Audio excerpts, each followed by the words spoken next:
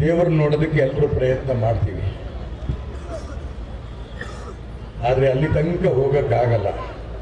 ನಮ್ಮೆಲ್ಲರ ಸೌಭಾಗ್ಯ ಕನ್ನೇರಿ ಸ್ವಾಮಿಗಳ ನೇತೃತ್ವದಲ್ಲಿ ಇಷ್ಟೊಂದು ಜನ ಒಟ್ಟಿಗೆ ದೇವರು ನೋಡೋಂಥ ಸೌಭಾಗ್ಯ ನಿಮಗಿದೆ. ಅವ್ರ ಸ್ವಾಮಿಗಳಿಗೆಲ್ಲ ಸಾಷ್ಟಾಂಗ ನಮಸ್ಕಾರ ಮಾಡಕ್ಕೆ ಇಷ್ಟಪಡ್ತಾರೆ.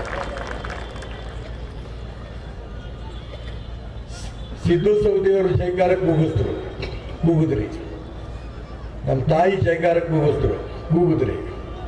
ಆದ್ರೆ ನಿಮ್ಮ ಜೈಕಾರ ವಿಧಾನಸೌಧದ ತನಕ ಮುಟ್ಟಬೇಕು. ಹಂಗೆ ಕೂಗ್ತೀರಾ?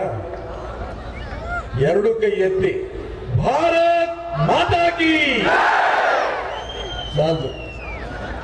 ಯಾಕೆಂದ್ರೆ ಮಕ್ಕಳನ್ನು ಬಿಟ್ಟು ಕಲ್ಲೊಡಿಸ್ತಾರೆ, ಹೇಡಿಗಳು ಷಂಡ್ರು ಅವ್ರ ಕಿವಿ ಬಿಡಬೇಕು. ಭಾರತ್ ಮಾತಾ ಕೀ. ಟಿವಿನವರು ನಾನು ಪ್ರಾರ್ಥನೆ ಮಾಡ್ತೇನೆ. ನಾನು ಅನೇಕ ಸಾಧುಸಂತರ ಕಾರ್ಯಕ್ರಮಗಳು ಭಾಗವಹಿಸಿದ್ದೀನಿ, ರಾಜಕೀಯ ಪಕ್ಷದ ಕಾರ್ಯಕ್ರಮದಲ್ಲೂ ಭಾಗವಹಿಸಿದ್ದೀನಿ. ಆದರೆ ಇಷ್ಟು ಕೇಸರಿ ಸಾಗರದ ರೂಪದಲ್ಲಿ ನಾನು ಯಾವುದು ನೋಡಿಲ್ಲ. ದಯವಿಟ್ಟು ನಿಮ್ಮ ಟಿವಿನವರು ಒಮ್ಮೆ ಆ ಕಡೆ ತಿರುಗಿಸಿ ನೋಡಿ. ತುದಿ ಕಾಣೋದಿಲ್ಲ.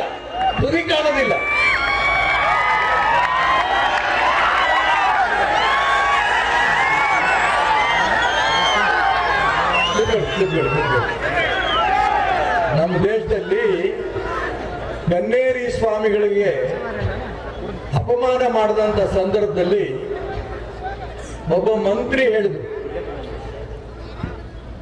ನೀವು ಕ್ಷಮೆ ಕೇಳಿದ್ರೆ ನಿಮಗೆ ಬಾಗಲಕೋಟೆಗೆ ಬಿಜಾಪುರ ಜಿಲ್ಲೆಗೆ ಅವಕಾಶ ಮಾಡಿಕೊಡ್ತೀವಿ ಅಂತ. ಅಪಮಾನ ಅವ್ರಿಗೆ ಮಾಡಿದಿರಿ, ಅವ್ರು ಕ್ಷಮೆ ಕೇಳೋದಲ್ಲ. ನೀವು ಕ್ಷಮೆ ಕೇಳಲಿಲ್ಲ ಅಂತಂದ್ರೆ ಈ ಕೇಸರಿಮಯ ಇಡೀ ಕರ್ನಾಟಕ ರಾಜ್ಯದಲ್ಲಿ ಕೂಡ ಹೋಗಿ ನಿಮ್ ಸರ್ಕಾರವೇ ಇಲ್ಲ ಮಾಡುತ್ತೆ. ಇದು ಕೇಸರಿ ಶಕ್ತಿ. ಕೇಸರಿ ಶಕ್ತಿಯನ್ನು ಹಗುರವಾಗಿ ತಗೋಬೇಡಿ. ಛತ್ರಪತಿ ಶಿವಾಜಿ ಮಹಾರಾಜರಿಗೆ ತಾಯಿ ಜೀಜಾಬಾಯಿ ಒಂದ್ಸರಿ ಬಂದು ಕೇಳ್ತಾರೆ, ಯಾಕಮ್ಮ ನೀನ್ ಬ್ಲೌಸ್ ಹಾಕೊಂಡಿಲ್ಲ ಅಂತ. ಶಿವಾಜಿ ಮಹಾರಾಜರು ಜೀಜಾಬಾಯಿ ಕೇಳಿದಾಗ ಆ ಜೀಜಾಬಾಯಿ ಉತ್ತರ ಕೊಡ್ತಾಳೆ, ಆ ಗುಡ್ಡದ ಮೇಲೆ ಹಸಿರು ಧ್ವಜ ಹಾರ್ತಾ ಇದೆ, ಆ ಹಸಿರು ಧ್ವಜ ತೆಗೆದು ಅಲ್ಲಿ ಕೇಸರಿ ಧ್ವಜ ಹಾಕಿದ್ರೆ ಆ ಹಸಿರು ಧ್ವಜದನ್ನ ನಾನು ಬ್ಲೌಸ್ ಹೊಸ್ಕೊಂಡಿದ್ದೀನಿ, ನೀನ್ ಮಾಡ್ತೀಯಾ ಅಂತ ಕೇಳ್ತಾಳೆ. ಶಿವಾಜಿ ಮಹಾರಾಜರ ಹತ್ರ ಬಹಳ ಜನ ಸೈನಿಕರು ಇರಲಿಲ್ಲ, ಹಿಡಿಯಷ್ಟು ಯುವಕರಿದ್ರು. ಆ ತಾಯಿ ಗೊತ್ತಿತ್ತು ಅಲ್ಲಿ ಹೋದ್ರೆ ವಾಪಸ್ ಬರ್ತಾನೋ ಇಲ್ಲೋ ಮಗ ಅಂತ. ಆದ್ರೂ ಅಂತ ಮಗನ್ನ ಧೈರ್ಯ ತುಂಬಿ ದೇಶ ಉಳಿಸ್ಬೇಕು, ಧರ್ಮ ಉಳಿಸ್ಬೇಕು ಅಂತ ಕಳಿಸ್ತಂತ ಜೀಜಾಬಾಯಿಯ ಮಾತನ್ನ ಕೇಳಿ ಅಲ್ಲಿ ಹೋಗಿ ಯಾರು ಅಡ್ಡ ಬರ್ತಾರಲ್ಲ ಮಗಳರು ಅವರೆಲ್ಲ ಸೀಳಿ ಆ ಧ್ವಜವನ್ನು ತಂದು ಜೀಜಾಬಾಯಿ ಕೊಟ್ಲಲ್ಲ, ಆ ಒಂದು ರಕ್ತ ಹರಿದಾರಂತ ವೀರ ಯುವಕರು ನಾವೆಲ್ಲ ಇಲ್ಲಿ ಸೇರಿದ್ದೇವೆ. ನಮ್ಗೆಲ್ರಿಗೂ ಕೂಡ ಇವತ್ತು ಇಡೀ ಕರ್ನಾಟಕ ರಾಜ್ಯದಲ್ಲಿ ನೋವಾಗಿದೆ. ಬಾಗಲಕೋಟೆಯಲ್ಲಿ ಛತ್ರಪತಿ ಶಿವಾಜಿ ಮಹಾರಾಜರ ಮೆರವಣಿಗೆ ಹೋಗ್ತಾ ಇದೆ. ಸಂತೋಷದಿಂದ ಭಾರತ್ ಮಾತಾ ಕಿ ಜೈ, ಹಿಂದೂ ಧರ್ಮಕ್ಕೆ ಜೈ, ಶಿವಾಜಿ ಮಹಾರಾಜಕ್ಕೆ ಜೈ ಅಂತ ರಾಷ್ಟ್ರಭಕ್ತರು ಕೂಕೊಂಡು ಹೋಗ್ತಾ ಇದ್ರೆ ಮಸೀದಿಯಿಂದ ಕಲ್ಲು ಬಿಸಾಕ್ತಾರೆ, ಚಪ್ಪಲಿ ಬಿಸಾಕ್ತಾರೆ. ಎಷ್ಟು ಸೊಕ್ಕಿರ್ಬೇಕು, ಎಷ್ಟು ದಿಮಾಗಿರ್ಬೇಕು. ಇಲ್ಲಿ ಅನ್ನ ತಿಂದು ಇಲ್ಲಿ ಗಾಳಿ ಕುಡಿದು ಭಾರತ್ ಮಾತಾ ಕಿ ಜೈ ಅಂತ ಕೂಗ್ತಾ ಇರಂತ ಯುವಕರ ಮೇಲೆ ಚಪ್ಪಲಿ ಬಿಸಾಕ್ಯಾರಲ್ಲ, ಅಂತ ನೀಚ ವ್ಯಕ್ತಿಗಳಿಗೆ ಕರ್ನಾಟಕ ರಾಜ್ಯದಲ್ಲಿರುವಂತ ದೇಶದ್ರೋಹಿ ಮುಸಲ್ಮಾನರಿಗೆ ಈ ರಾಜ್ಯದಲ್ಲಿ ಅವಕಾಶ ಇಲ್ಲ. ಇದನ್ನ ಈ ಕೇಸರಿ ಪಡೆ ಮಾಡುತ್ತೆ, ಈ ಕೇಸರಿ ಪಡೆ ಮಾಡುತ್ತೆ. ಇವತ್ತು ನಿನ್ನೆ ಕಾರ್ಯಕ್ರಮ ಅಲ್ಲ ಇದು. ಕನ್ನೇರಿ ಸ್ವಾಮಿಗಳು ಮಾಡ್ತಾ ಇರೋದು ಕೆಲಸ ಏನು? ಗೋವನ್ನ ಬೆಳೆಸ್ತಾ ಇದ್ದಾರೆ.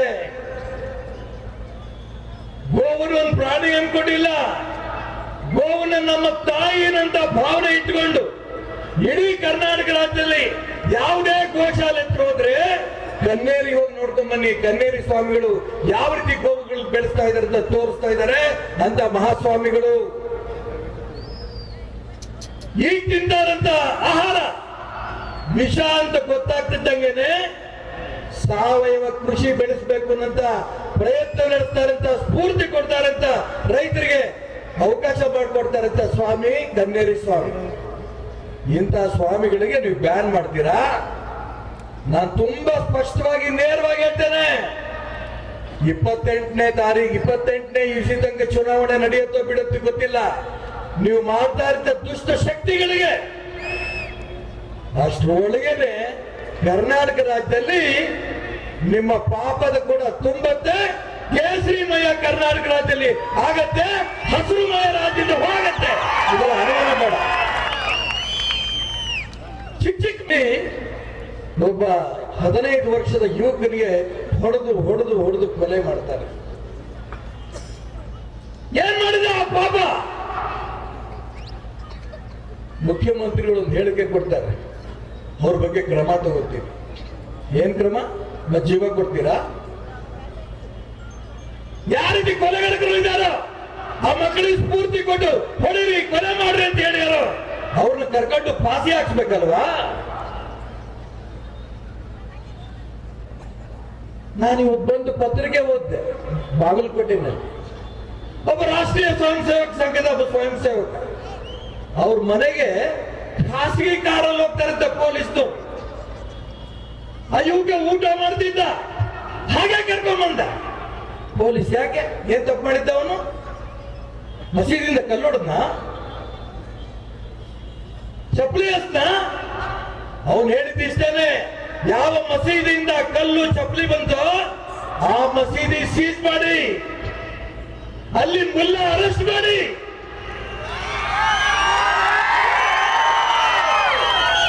ಇದು ರಾಷ್ಟ್ರೀಯ ಸ್ವಯಂ ಸೇವಕ ಸಂಘದ ಒಬ್ಬ ಸ್ವಯಂ ಸೇವಕನ ಕೂಗಲ್ಲ, ಇಡೀ ಕರ್ನಾಟಕ ರಾಜ್ಯದ ಪ್ರತಿಯೊಬ್ಬ ಹಿಂದೂ ಕೂಗು. ನಾನು ರಾಜ್ಯದ ಮುಖ್ಯಮಂತ್ರಿಗೆ ಈಗಲೂ ಹೇಳ್ತೇನೆ, ತಕ್ಷಣ ಆ ಒಂದು ಮಸೀದಿ ಸೀಸ್ ಮಾಡಿ, ಆ ಮುಲ್ಲ ಅರೆಸ್ಟ್ ಮಾಡಿ. ಇಲ್ಲ ಅಂತಂದ್ರೆ ಯಾವ ರೀತಿ ಬಾಬರಿ ಮಸೀದಿ ಧ್ವಂಸ ಆಯ್ತು, ಕರ್ನಾಟಕ ರಾಜ್ಯದಲ್ಲಿ ಅತಿ ಹೆಚ್ಚು ಮಸೀದಿಗಳು ಧ್ವಂಸವಾದಂತ ಸ್ಥಿತಿ ಬಂದಿತ್ತು. ಈ ಎಚ್ಚರಿಕೆ ಕೂಡ ಇಷ್ಟಪಡ್ತಾರೆ. ಬಹಳ ಜನ ಮಾತಾಡೋರು ಇದ್ದಾರೆ. ನಾನು ಇಷ್ಟ ಹೇಳ್ತೇನೆ, ಇವತ್ತು ಬಂದು ಕೂಗಿ ಚೀರಿ ಹೋಗೋದಲ್ಲ. ಇವತ್ತಿನ ಸರ್ಕಾರ ಹಿಂದೂಗಳಿಗೆ ನರಕ ಆಗಿದೆ, ಮುಸಲ್ಮಾನರಿಗೆ ಸ್ವರ್ಗ ಆಗಿದೆ. ಇದು ಉಲ್ಟಾ ಆಗ್ಬೇಕಾಗಿದೆ. ಕೇಸರಿಮಯ ಹಿಂದೂಗಳಿಗೆ ಸ್ವರ್ಗ ಆಗ್ಬೇಕು, ರಾಷ್ಟ್ರದ್ರೋಹಿ ಮುಸಲ್ಮಾನರಿಗೆ ನರಕ ಆಗ್ಬೇಕು. ಆ ದಿಕ್ಕಿನಲ್ಲಿ ನಾವು ಇಲ್ಲಿಂದ ಪ್ರತಿಜ್ಞೆ ಮಾಡಿ ಹೋಗೋಣ ಅಂತ ಹೇಳಿ ನಿಮ್ಮೆಲ್ಲರೂ ಒಂದ್ಸಿ ನನ್ನ ಮಾತು ಮುಗಿಸ್ತೇನೆ. ಭಾರತ್ ಮಾತಾ ಕೀ